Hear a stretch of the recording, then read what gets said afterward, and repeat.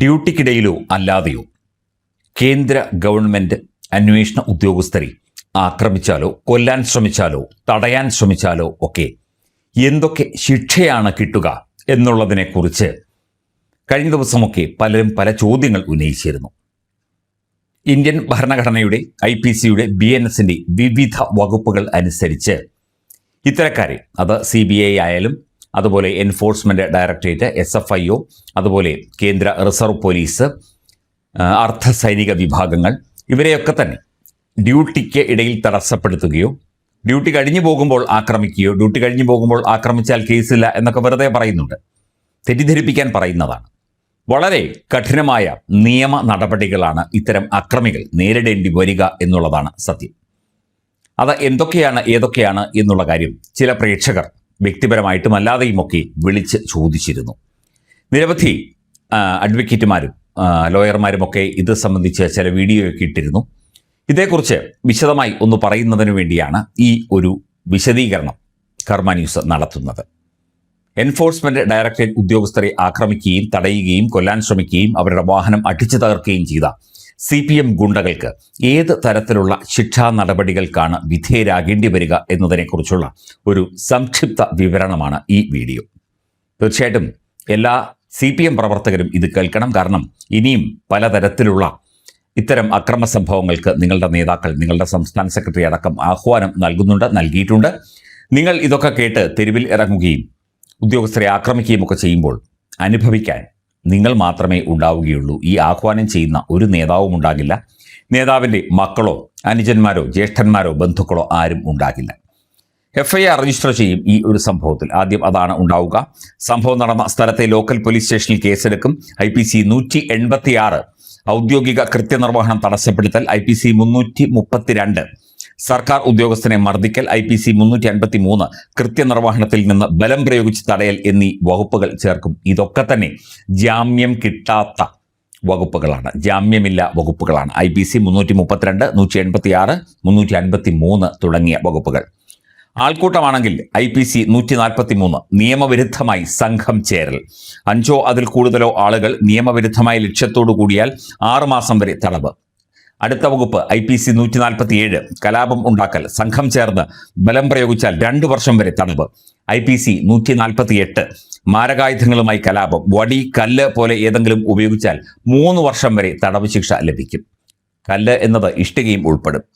IPC 149 സംഘത്തിലെ എല്ലാവരും ഉത്തരവാദികൾ. ഒരാൾ കുറ്റം ചെയ്താൽ കൂടെ നിന്ന എല്ലാവരും പ്രതികളാകും. നേരിട്ട് ആക്രമണത്തിൽ പങ്കെടുത്തില്ല എങ്കിലും ഉറപ്പായിട്ടും കേസിൽപ്പെടും. അതായത് തിരുവനന്തപുരത്ത് അവിടെ കൂടിയിരുന്നവരെല്ലാം കേസിൽപ്പെടും എന്ന് സാരം. പൊതുമുതൽ നശിപ്പിച്ചാൽ IPC 427 നാശനഷ്ടം വരുത്തൽ, IPC 336 പൊതുജന സുരക്ഷ അപകടത്തിലാക്കൽ എന്നിവ ചേർക്കും. സർക്കാർ വാഹനം അല്ലെങ്കിൽ സർക്കാർ വാടകയ്ക്കെടുത്ത വാഹനം സർക്കാർ വാഹനം തന്നെയാണ്. അത് തകർത്താൽ PDPP ആക്ട് പ്രകാരം കേസെടുക്കും. നഷ്ടപ്പെട്ട തുക പ്രതികളിൽ നിന്ന് ഈടാക്കും. അറസ്റ്റ്, CCTV ദൃശ്യം, മൊബൈൽ വീഡിയോ, ഉദ്യോഗസ്ഥരുടെ മൊഴി, ഇതൊക്കെ നോക്കി ആക്രമിച്ചവരെ തിരിച്ചറിയാൻ സാധിക്കും. നേരിട്ട് പങ്കെടുത്തവരെ ഉടനെ അറസ്റ്റ് ചെയ്യും. ഇത് ജാമ്യമില്ല കുറ്റമായതുകൊണ്ട് ജാമ്യം കിട്ടില്ല. കോടതിയിൽ പോയി ജാമ്യം കിട്ടിയാൽ ഭാഗ്യം എന്നേ പറയേണ്ടു.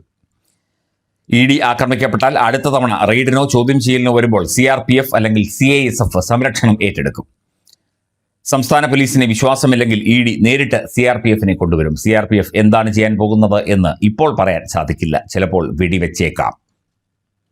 കേസ് കേന്ദ്ര ഏജൻസി ഏറ്റെടുക്കും. ലോക്കൽ പോലീസ് ശരിയായി അന്വേഷണം നടക്കുന്നില്ല എന്ന് തോന്നിയാൽ കേന്ദ്ര ആഭ്യന്തര മന്ത്രാലയം ഇടപെട്ട് CBIക്ക് കേസ് വിടും. ED ആക്രമിച്ചത് കേന്ദ്ര സർക്കാരിനെ നേരിട്ട് ആക്രമിച്ചതിന് തുല്യമായ ഒരു നടപടിയായിട്ടാണ് കരുതുന്നത്.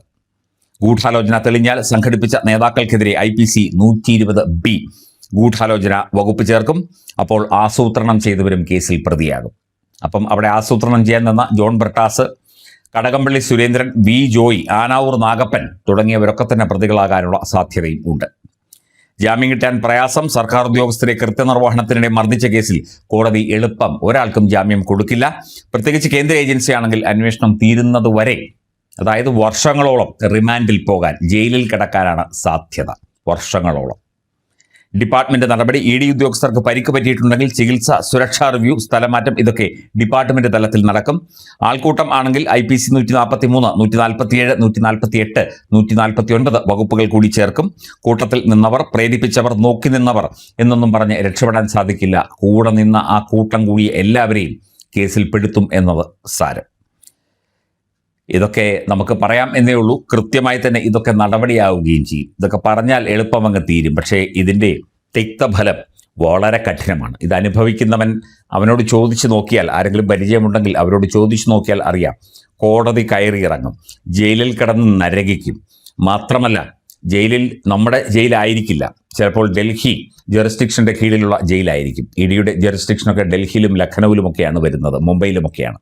അതിൻ്റെയൊക്കെ കീഴിലെ ജയിൽ ഉദ്യോഗസ്ഥരൊക്കെ എങ്ങനെ പെരുമാറും എന്നതിനെക്കുറിച്ച് ഇപ്പോൾ ഒന്നും പറയാനാകില്ല. അതായത് ഈ കൂടി നിന്നവരും, പ്രശ്നമുണ്ടാക്കിയവരും, കല്ലെറിഞ്ഞവരും, മുട്ടയെറിഞ്ഞവരും, തെറി വിളിച്ചവരും, വാഹനം തല്ലിപ്പൊട്ടിച്ചവരും, ആക്രോശിച്ചവരും, ബഹളം കൂട്ടിയവരെയും ഒക്കെ ഒന്നൊഴിയാതെ പിടികൂടും. അവർക്കൊക്കെ തന്നെ ഇനി ദുരിതകാലമായിരിക്കും. ഈ വകുപ്പുകളൊക്കെ, ഞാൻ ഈ പറഞ്ഞ വകുപ്പുകളൊക്കെ ചേർത്തുള്ള കേസുകൾ ആജീവനാന്തം പിന്തുടരും നിങ്ങളെ. നിങ്ങൾക്കൊരിക്കലും ഈ കേസിൻ്റെ നൂലാമാലയിൽ നിന്ന് മോചനം കിട്ടില്ല. നല്ലൊരു ജോലി കിട്ടില്ല. നിങ്ങൾക്ക് വിദേശത്ത് പോകാൻ സാധിക്കില്ല. നിങ്ങൾക്ക് നല്ലൊരു കുടുംബജീവിതം ഉണ്ടാകില്ല. ഒന്നും ഉണ്ടാകില്ല.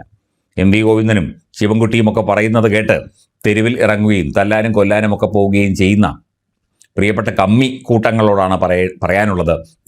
നിങ്ങളുടെ കാര്യം നോക്കിയാൽ നിങ്ങൾക്ക് കൊള്ളാം. അല്ലെങ്കിൽ അനുഭവിക്കുന്നത്, ബുദ്ധിമുട്ടുന്നത്, കഷ്ടപ്പെടുന്നത്, നരകിക്കുന്നത് നിങ്ങളായിരിക്കും. മറ്റവരൊക്കെ സുഖമായി അവിടെ ഇരിക്കും.